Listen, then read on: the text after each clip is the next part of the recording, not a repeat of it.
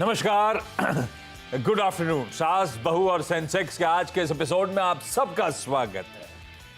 अच्छा, आज मदद करने के लिए प्रॉफिट मार्ट सिक्योरिटीज के हेड ऑफ रिसर्च अविनाश गोराक्षकर साहब आपको आपकी स्क्रीन पे नजर आएंगे। बिजी कुछ अभी भी मार्केट्स को एक्टिवली ट्रैक करते हुए दिख रहे थे। अविनाश जी, गुड आफ्टरनून, स्वागत है आपका। बस बातचीत की शुरुआत करूंगा, आ रहा हूं आपके पास सर। लाइए स्क्रीन पे toll free number, WhatsApp number या चाहे तो ट्विटर, इंस्टाग्राम और थ्रेड के आईडीज दिखाइए। सब जगह आईडी सेम है, मतलब सोशल मीडिया पे। बाकी नंबर्स तो स्क्रीन पे आ जाएंगे। रीच आउट करिए, अपने सवाल भेजिए। हमारी टीम्स एक्टिवली ट्रैक करती रहती हैं सारी जो डिटेल्स आप भेजते हो।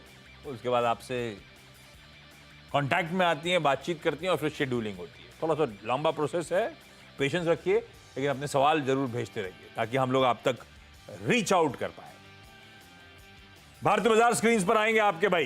पहले निफ्टी 1/4 1/3 थोड़ा सा ठंडा पड़ा है, लेकिन ठीक है, ऐसी कोई दिक्कत वाला बाजार नहीं है, बढ़िया है। गजब का मोमेंटम पकड़े हुए हैं और अभी भी ऐसा कुछ नहीं है कि हमने कुछ मीनिंगफुली मोमेंटम लूज आउट किया हो। एकदम निफ्टी दिखाइए ना। तो स्क्रीन पर आएगा निफ्टी। आज हम 960 तक गए थे शुरुआती टिक्स में। ये देखिए आपकी स्क्रीन पे, बढ़िया है। और ये पावरफुल मोमेंटम के बाद है। निफ्टी बैंक जरूर आज थोड़ा सा पस्त पड़ा हुआ, 1/3% के आसपास का दबाव है, पर वो शायद 2 दिनों की पावरफुल रैली, एक दिन 1600 पॉइंट, उसके बाद परसों 1600, कल 600 पॉइंट, तो 2200 पॉइंट चढ़े थे। 100-150 पॉइंट हल्की सी नरमी के साथ ट्रेड कर रहे हैं। एक्सपायरी का दिन है, थोड़ी बहुत मुनाफा वसूली हो रही होगी, लेकिन ऐसा कुछ भी नहीं हुआ है कि जो नोटवर्दी हो। इस तरह के मोमेंटम के बाद सिर्फ largely consolidation type. Nifty bank हल्का सा पस पड़ा हुआ है। निफ्टी बैंक पस पड़ा हुआ, तो एक बार निफ्टी की कंट्रीब्यूशन प्लेट दिखाइएगा। देखिए कैसे नॉन बैंक कॉन्स्टिट्यूएंट्स भी मदद करने के लिए खड़े हुए थे। कोई रिलायंस, कोई आईटीसी, कोई लार्सन एंड टूब्रो, कोई टीसीएस। देखिए कोई निफ्टी बैंक कंपोनेंट नहीं है जो आज मदद कर रहा है, लेकिन निफ्टी बैंक के सपोर्ट के बिना आपको 62 पॉइंट ऊपर नजर आएगा। तो बाजार बढ़िया है, सिर्फ expiry related adjustments play out हो रहे हैं। खैर, ये है अब तक के समीकरण। सवाल जवाब के सिलसिले की शुरुआत करूंगा। आज हमें पनवेल जाना है, आगरा और देहरादून। जो जुड़ रहे हैं सब आपको आपकी स्क्रीन पे नजर आएंगे। देहरादून को पैच करने में कोई दिक्कत आ रही नहीं हुआ तो हम फोन लाइन पे बातचीत कर लेंगे। सबसे पहले पनवेल जा रहा हूं रूपाली मैम के पास। रूपाली मैम नमस्ते, गुड आफ्टरनून। रूपाली मैम, क्या करते हो पनवेल में आप, और कब से इक्विटी से, शेयर बाजार से जुड़े हो? कितना समय हो गया? मुझे यू कैन से कोरोना से मैंने चालू किया, घर पे खाली बैठी थी, तब से मैंने एक ट्रायल कर ली एंड आई गॉट मैं एडिक्टेड हो गई उससे। सो नाउ अभी मैं ट्रेडिंग करती, इंट्राडे नहीं करती हूँ, डिलीवरी करती हूँ। एंड कोरोना से आप बोल सकते हो 4 से 5 साल हो चुके हैं। एडिक्टेड हो गया मतलब पॉजिटिव टर्म में लूं कि नेगेटिव? चस्का पॉजिटिव ज्यादा तो नहीं लग गया? Positive positive. नहीं नहीं, इतना नहीं है। हाँ, तब ठीक है, तब ठीक है। ट्रेडिंग मतलब आप खुद अपना चार्ट चेक भी करते रहते हो, ऐसा है मैम, या कोई मदद कर रहा है? नहीं नहीं, मैं होल एंड सोल अकेली हूँ। मैं रेस्पॉन्सिबल हूँ सभी के लिए। जो भी लॉस होता है, प्रॉफिट होता है, मैं ही करती हूँ सब। रूपाली मैम, पहला सवाल कौन सा? अच्छा एक बात, रूपाली मैम को अपने डॉटर को, अपने बच्चे को पिकअप करने स्कूल जाना है क्या अभी? जी जी जी। कितने बजे निकलना है आपको मैम? 12:45। हाँ, उससे पहले फ्री कर दूंगा। अच्छा रूपाली मैम, पहला सवाल कौन सा? जी, मेरे पास आदित्य बिरला सनलाइफ का एएमसी का है, आईपीओ लगा था। सो विच वाज क्वांटिटी 20 थी और 712 रुपीज के हिसाब से था। सो मैं अभी क्या करूं? आईपीओ के समय से रखा हुआ, आज 465 464 पे खड़ा हुआ है। अविनाश जी, डिसअपॉइंटिंग रहा है। हाँ, मिल रहा है। अविनाश जी, थोड़ा सा डिसअपॉइंटिंग रहा है मामला। आदित्य बिरला सन लाइफ आईपीओ के समय लगा, इतना समय वेट कर लिया, आज भी 250 रुपए खरीद के भाव से नीचे है। सब कहते हैं फाइनेंशियलाइजेशन ऑफ सेविंग, सब इक्विटीज में पैसा आ रहा है, लोग म्यूचुअल फंड में पैसा लगा रहे हैं, सब हो रहा है। मेरा आदित्य बिरला नहीं चल रहा है। आई थिंक आशीष, मुझे लग रहा है कि देखिए 465 पे ये रेट आया है और मैडम ने सही कहा है कि इनका काफी बड़ा नुकसान हो रहा है। देखिए, मेरे ख्याल से इनको एक बात समझनी चाहिए कि नॉर्मली क्या होता है कि जब भी कोई सेल ऑफ आता है, तभी एक नियर टर्म में आपको जो डेवलपमेंट्स होते हैं कंपनी में, उसका मॉनिटरिंग करना बहुत ज़रूरी होता है। मेरे ख्याल से देखिए, अभी जो सिचुएशन है, मैं इनको लॉस बुक करने को नहीं कहूँगा। थोड़ा-सा समय यहाँ पे होल्ड करिए, कम से कम 6 से 12 महीने का टाइम फ्रेम रख के यहाँ पे होल्ड करिए, क्योंकि आदित्य बिरला सन लाइफ ये कंट्री की सेकंड लार्जेस्ट एएमसी कंपनी है। और देखिए, जिस प्रकार से अभी कैपिटल मार्केट्स बढ़ रहे हैं, जिस प्रकार से म्यूचुअल फंड्स में लोग निवेश कर रहे हैं, इनका एयूएम भी काफ़ी सिग्निफिकेंट है। तो थोड़ा हिम्मत मत हारिए, थोड़ा-सा पेशेंस रखिए, जहाँ पे आपने अभी तक इन्वेस्ट मेरे ख्याल से होल्ड किया है, थोड़ा समय और यहाँ पे होल्ड करना ज़रूरी है। अगर हो सके तो आपके पास 20 शेयर है, थोड़ी-सी और क्वांटिटी एक्युमुलेट करके इसको थोड़ा एवरेज कर लीजिए, क्योंकि देखिए 465 और आपका 710 का जो प्राइस है, इसमें काफ़ी बड़ा अंतर है। थोड़ा-सा एवरेज करके अगर आप प्राइस को नीचे ला सकते हो और क्वांटिटी थोड़ी बढ़ा सकते हो हो सकता है कि आपको अगले साल, सवा साल में आपको नॉट ओनली आपका कॉस्ट मिलेगा, बट अच्छी खासी कमाई भी होगी। इसमें कोई डाउट नहीं कि कंपनी अच्छी है, लेकिन अंडर परफॉर्मर हो चुका है। तो यहाँ पे होल्ड करने की राय, और लॉस बिल्कुल बुक मत करिए। Okay, patience is the key. और हो सके तो थोड़ा सा इन लेवल्स पे और खरीदारी करके अपनी बाइंग कॉस्ट को एवरेज कर लो आप।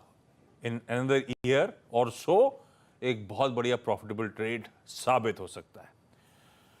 आता हूं रूपाली मैम फिर से आपके पास। आगरा से प्राची जैन जी के पास जा रहा हूं। Prachi ji, good afternoon ma'am. Good afternoon Ashish sir. Prachi ma'am, क्या करते हो, पढ़ाई करते हो क्या? या I am in 12th standard. अरे वाह। और कब से शेयर बाजार से जुड़े हो Prachi? Actually, I am not connected directly, but I am learning about the market. I am with my father, and he works in the market. He trades and for long-term investment also. So I am just asking the query on behalf of my father. और अगर उसमें मैं कुछ cross question पूछूंगा तो father बगल में बैठे हैं क्या? No, sir. अच्छा चलो, जो फादर दिया। पहला सवाल कौन सा Prachi? Firstly, I would like to ask about HDFC Bank. My हाँ। father had 50 shares of HDFC Bank at the rate of 1700, which he purchased 3 to 4 months back. तो ये फादर ने कुछ कहा था, ट्रेडिंग का मन बनाया था या लॉन्ग टर्म के लिहाज से था? Actually, firstly, he was into trading, but after the merger news, he said that we have to hold it because we are suffering a loss. तो मतलब बेसिकली ट्रेडिंग वाला ही मामला था। फंस गया है तो वो इन्वेस्टमेंट ग्रेड हो गया है ना? ऐसा Yeah. मान लो। प्राची, आप फादर के साथ बातचीत करके सीख रहे हो शेयर बाजार या नहीं सीख रहे हो? Yes, sir, I'm learning from him. Father is a full time trader? No, actually, he's a business person, but he trades also in the market. Okay. भाई अविनाश जी, 1700 पे लिए थे, ट्रेडिंग का मामला था, मामला फंस गया। खैर, इन्होंने इस बीच में 1450 तक के भाव देखे होंगे। अब लौट के आ रहा है एचडीएफसी बैंक, लौट के आ रहे हैं एफआईआईज। रखे रहूं क्या? बिल्कुल। देखिए आशीष, पहली बात तो काफी लोगों ने एचडीएफसी बैंक ऊपरी लेवल पे लिया था, लेकिन मैं एक बात बताऊं कि अभी जो एफआई का पैसा आ रहा है, अभी हाल ही हमने देखा है कि पिछले 8-10 दिनों से एफआईएस का काफी बड़ी मात्रा में पैसा आ रहा है। कल इन्होंने करीबन 5000 करोड़ मार्केट में डाला था। तो वो एफआईएस तो पहले तो लार्ज कैप स्टॉक्स में ही पैसा लगाएंगे, और एचडीएफसी बैंक एक अच्छा फेवरेट स्टॉक है उनके लिए। तो मेरे ख्याल से देखिए, इनका नजरिया कम से कम 12 से 15 महीना होना चाहिए, क्योंकि देखिए मर्जर होने के बाद ये पहले साल का परफॉर्मेंस रहेगा। अनुमान है कि मर्जर का पहले साल चैलेंजिंग रहेगा, लेकिन जिस प्रकार से इन्होंने क्वार्टर 2 का परफॉर्मेंस दिखाया है, एसेट क्वालिटी को देखेंगे, लोन बुक ग्रोथ को देखेंगे, प्लस जिस प्रकार की ग्रोथ कमेंट्री मैनेजमेंट ने कहा है, मेरे ख्याल से 12 टू 15 मंथ्स का टाइम फ्रेम अगर ये होल्ड करते हैं, तो मेरे ख्याल से देखिए इनको करीबन 1800-1900 का भी लेवल मिल सकता है। मार्केट जिस प्रकार से चढ़ रहा है, मेरे ख्याल से एचडीएफसी बैंक एक काफी अंडर परफॉर्मर था काफी समय तक, लेकिन अभी again it is back in action. तो यहाँ पे होल्ड करें, थोड़ा इंतजार करें। इनकी क्वांटिटी भी काफी बड़ी है, तो मैं इनको यही कहूंगा कि थोड़ा सा 12 टू 15 मंथ्स का टाइम फ्रेम लेके यहाँ पे होल्ड करने की राय। प्राची, ट्रेडिंग में फंसे जरूर, लेकिन लकीली एक ऐसे स्टॉक में फंसे जिसमें लॉस बुक करने का कोई लॉजिक नहीं है। बढ़िया चल रहा है, समय लगेगा, लेकिन अच्छे खासी मीनिंगफुल रिटर्न्स देके जाने का दमखम है। 1800-1900 अविनाश जी के हैं। कुछ एफआई ब्रोकरेज थोड़े से और एग्रेसिव टारगेट्स दे रहे हैं। खैर, लग रहा है रियलिस्टिक टारगेट्स आपकी स्क्रीन पर है। पापा से कहना अच्छा मुनाफा होगा। होल्ड करेंगे हम इस स्टॉक को, अभी कोई जल्दबाजी नहीं। देहरादून से शिल्पी अग्रवाल फोन पे जुड़ पाई हैं साक्षात नजर। शिल्पी मैम, देहरादून में बैंडविड्थ का इशू है क्या? नहीं सर, मेरी थोड़ा फीवर हो रहा है मॉर्निंग से। अरे तबीयत खराब है, बहुत ठंड हो रही है क्या वहाँ पे? ठंड तो हो ही रही है सर। शिल्पी मैम, पहला सवाल कौन सा? सर वैट फंक्शन के फिर से बोलो मैम, कौन सा स्टॉक? हेलो सर, हाँ जी। वैट फंक्शन के साथ वो शेयर है हमारे पास से 1000। कौन से बोले, मुझे समझ में नहीं आया Shilpi ma'am, sorry. Wait function. Avinash ji, समझ में आया क्या? नहीं, मुझे भी कुछ बराबर सुनाई नहीं दिया। शिल्पी मैम एक बार और ट्राई करते हैं, कौन सा?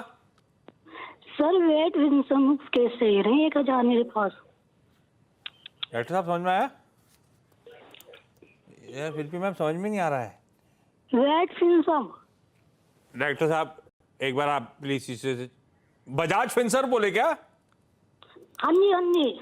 बजाज फिनसर्व, कितने शेयर है? 1000 शेयर। जी किस भाव पे लिए मैम, आइडिया? जी सर। कितने पे खरीदे अपन ने 1000 शेयर? सर 35 के रेट में खरीदे थे। 35 के? जी। ये गलत स्टॉक लिए भाई डॉक्टर साहब। डॉक्टर साहब आप पीछे चेक करो प्लीज मैम से कौन सा स्टॉक है, उसके बाद मैं आता हूं इस पे। मैम थोड़ा सा इंतजार करो शिल्पी मैम, आपकी क्वेरी लेता हूं अभी मैं। रूपाली मैम, अगला सवाल आपका। जी, मेरे पास एजीएस ट्रांजैक्ट टेक्नोलॉजी का आईपीओ फिर से at the rate of 175, quantity 85।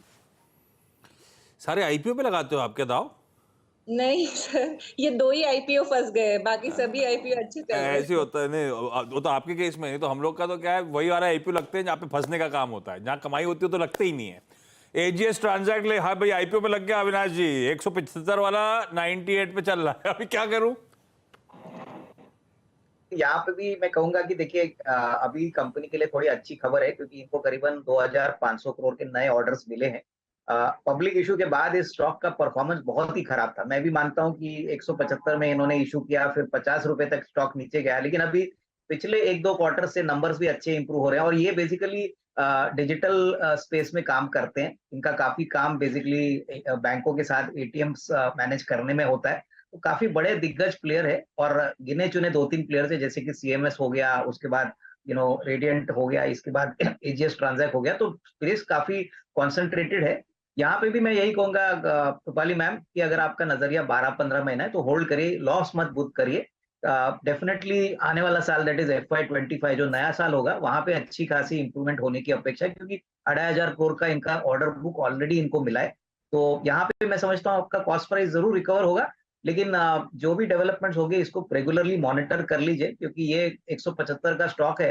तो यहाँ पे भी मैं यही कहूंगा कि अगर आपको थोड़ा सा पैसा अगर आप इसमें एडिशनल डालोगे तो ही आपका एवरेज होगा, क्योंकि ऑलमोस्ट 50% ये आपके प्राइस से कम है। तो थोड़ा सा अगर एवरेज आप करती है तो आपका कॉस्ट भी कम हो जाएगा, और जब ये अप ट्रेंड शुरू होगा तब आपका रिस्क रिवॉर्ड काफी जल्दी बैठेगा, तो वो आपके लिए अच्छा रहेगा। तो तब तक आपको होल्ड करना चाहिए। होल्ड ही करना है।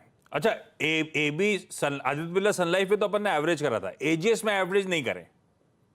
एजीएस में भी आशीष देखिए 175 की इनकी खरीद है, अभी 98 का भाव है। हाँ। तो मैं वही कहता कि अच्छा। काफी डिफरेंस है। अगर कंपनी अच्छा करने वाली है अगले 3-4 क्वार्टर के लिए, तो आपको डेफिनेटली इसमें थोड़ा सा पैसा लगाना चाहिए, क्योंकि देखिए नॉर्मली रिटेल इन्वेस्टर्स ज्यादा पैसा नहीं लगाते और ये उम्मीद करते हैं कि ओरिजिनल प्राइस जल्दी आए। तो आपके लिए ही फायदे की बात है कि थोड़ा सा एवरेज कर लीजिए, ताकि आपका कॉस्ट जो 175 है वो करीबन एटलीस्ट 150 रुपए तक आए। तो उसके बाद जब अप ट्रेंड आएगी आपको रिस्क रिवॉर्ड अच्छा मिलेगा, बट होल्ड करने की राय है, क्योंकि अभी अप ट्रेंड शुरू हो चुकी है। ठीक बात। प्राची मैम, अगला सवाल। Secondly, I want to ask about Infosys. 400 shares of Infosys at the rate of 1650, which I purchased 1 year back. ये भी ट्रेडिंग वाला मामला था जो फंस गया है, या ये लॉजिकली फंडामेंटली लिया था लंबा? Long term perspective. ये लॉन्ग टर्म के लिए लिया था। आप सीएनबीसी आवाज देखते हो क्या? Yeah, सच में? really. मैं और नीरज वाजपेयी तो हिंदी में बात करते हैं, आप समझ पाते हो क्या? Definitely, sir. तब ठीक है भाई। इन्फोसिस लॉन्ग टर्म के लिए अविनाश जी काफी पेन देख लिया शायद उन्होंने, घूम फिर के 1650 पे लिया हुआ है। क्या करना चाहिए, कितना समय लगेगा? अब ये इस तरह की पेडिग्री के स्टॉक्स पेडिग्री अच्छी हैं, भाव गलत हो चुका है क्योंकि मूड मॉल बिगड़ गया था। रखे रहूं क्या? आशीष, आप लोग के टारगेट्स क्या हैं 12 महीने के, 18 महीने के? देखिए मेरे ख्याल से इंफोसिस भी एक ऐसा शेयर है जो लंबी अवधि के लिए इस जो वैल्यूएशन पे करंट आया है वो काफी अट्रैक्टिव है, क्योंकि देखिए आईटी एक ऐसा सेक्टर है जो हम इग्नोर नहीं कर सकते। हालांकि अभी पूरे बाजार में आप देखोगे कि सारे सेक्टर चल रहे हैं, आईटी इतना नहीं चल रहा है। बट अगर मान लीजिए कि अगले 12-15 महीने में यूएस और यूरोप से टेलविंड्स यूएस मार्केट के लिए इंप्रूव होते हैं, तो ये सारी companies including Infosys cash rich company है, अच्छी ऑर्डर बुक है, ग्लोबली काफी वेल पोजिशनड है। तो यहाँ पे भी मैं कहूंगा कि साल 1.5 साल का नजरिया रखिए, क्योंकि ये सारी कंपनीज ऑलरेडी आइडेंटिफाइड है। तो यहाँ पे जो ग्रोथ आएगा वो नंबर्स के हिसाब से आएगा, और उसके लिए आपको 3-4 क्वार्टर्स यहाँ पे निवेश करके रहना पड़ेगा। यहाँ पे शॉर्ट टर्म में हो सकता है स्टॉक बहुत स्लोली चले, लेकिन लॉन्गर टर्म में what ever is your cost price 1650 जो है उसको क्रॉस करके डेफिनेटली अच्छी खासी कमाई होगी। बट 1.5 साल का नजरिया रखना यहाँ बहुत जरूरी है। 1.5 साल का नजरिया, ये एचडीएफसी बैंक में भी मोटा मोटी ये बात हुई थी। बढ़िया पेडिग्री ये स्टॉक्स हैं, लेकिन थोड़ा समय लगेगा। इस समय जहां खड़े यहां पर अट्रैक्टिव है, तो अब यहां पे तो बेचना नहीं है। शिल्पी मैम, एक बार और ट्राई, कुछ और स्टॉक पोर्टफोलियो में अपने पास? Sir VAT फिनसम। हैं? फिर से बोलो मैम प्लीज, कोई और स्टॉक है क्या पोर्टफोलियो में? सर वैट फिनसम के शेयर है हमारे पास 1000। बैद फिनसर्व, अविनाश जी ट्रैक करते हो क्या? बैद BAID वाला है ये, बैद फिनसर्व एंड लीजिंग। नहीं, मेरे ख्याल से देखिए इनके लिए मैं यही राय दूंगा आशीष की, ऐसे छोटे स्टॉक से निकल जाए, क्योंकि ये बहुत छोटी कंपनी है। इसमें कोई बड़ी मैनेजमेंट की पेडिग्री नहीं है या कोई बड़ा बैलेंस शीट साइज नहीं है। कोई अच्छी कंपनी में निवेश करें जहां पे पैसा सेव भी रहेगा, ग्रो भी करेगा। बैद लीजिंग एंड फाइनेंस में मुझे लग रहा है कि जो भी भाव है मेरे ख्याल से एक बार तो निकल जाए, क्योंकि ऐसी कंपनीज में नॉर्मली क्या होता है, तेजी में ही ये चलती है, वापस मार्केट थोड़ा सा स्टेबल होता है, तो इसमें से लिक्विडिटी बहुत ड्राई अप हो जाती है। तो यहाँ से निकलने की राय, कोई अच्छा कंपनी बैंकिंग में से या कैपिटल गुड्स स्पेस में से इनको निवेश करना चाहिए, इस कंपनी से निकल जाए। बैंकिंग और कैपिटल गुड्स में आपकी सबसे प्रेफर्ड पिक अविनाश जी इस समय प्रॉफिट मार्ट की? देखिए मैं समझता हूँ कि अगर कैपिटल गुड्स की बात करें तो इनको बेसिकली कमिंस एक अच्छा स्टॉक हो सकता है, लार्सन एंड टूब्रो अच्छा हो सकता है।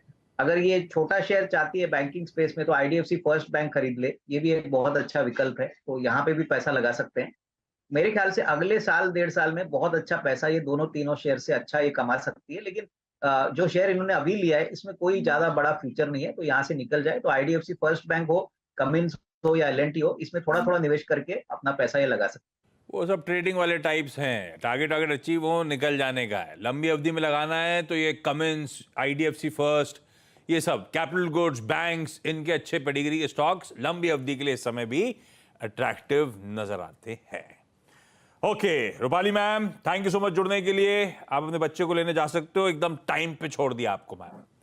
Thank you sir, thank. Prachi, daddy को बता देना दोनों होल्ड करने, HDFC बैंक और इन्फोसिस, कोई दिक्कत नहीं है। और शिल्पी मैम, सॉरी वो कनेक्शन ढंग से एस्टैब्लिश हो नहीं पाया, लेकिन थैंक यू सो मच, अपनी तबियत का ध्यान रखिएगा मैम।